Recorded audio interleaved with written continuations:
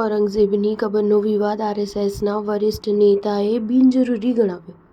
મુગલ બાદશાહ ઔરંગઝેબની કબર હટાવવા માટે કેટલાક દક્ષિણપંથી સંગઠનો દ્વારા માંગ ઉઠાવાઈ રહી છે. સોશિયલ મીડિયા અને ડિજિટલ પ્લેટફોર્મ પર ખૂબ વિવાદ ચાલી રહ્યા છે. ત્યારે રાષ્ટ્રીય સ્વયંસેવકના વરિષ્ઠ નેતા સુરેશ ભૈયાજી જોશીએ ઔરંગઝેબ કબર વિવાદને બિનજરૂરી ગણાવ્યો હતો. નાગપુરમાં એક કાર્યક્રમમાં મીડિયાકર્મીઓને સંબોધતા સવાલ જવાબમાં કહ્યું હતું કે જેની આસ્થા છે તે મહારાષ્ટ્રના છત્રપતિ સંભાજીનગરમાં આવેલી કબર પર જ જશે. મુગલ બાદશાહ ઔરંગઝેબની કબર અંગે જણાવ્યું હતું કે આ મુદ્દો અનાવશ્યક છે. ઔરંગઝેબનું નિધન ભારતમાં થયું હતું, તેના માટે કબર પર મકબરો છે. જેની જે આસ્થા હશે તે જશે.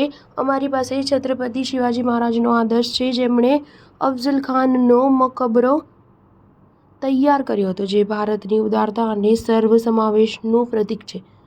મકબરો જળવાઈ રહેશે અને જેને ત્યાં જવું હશે તે જશે. અત્રે ઉલ્લેખનીય છે કે મનસેના રાજ ઠાકરે પણ ઔરંગઝેબની કબરને લઈને સાંપ્રદાયિક તણાવ પેદા કરવાના પ્રયાસોની નિંદા કરી હતી. ઇતિહાસને જાતિ અને ધર્મના ચશ્માથી જોવો જોઈએ નહીં. સ્ટાર ન્યૂઝ 7 હંમેશા સચ્ચાઈની સાથે.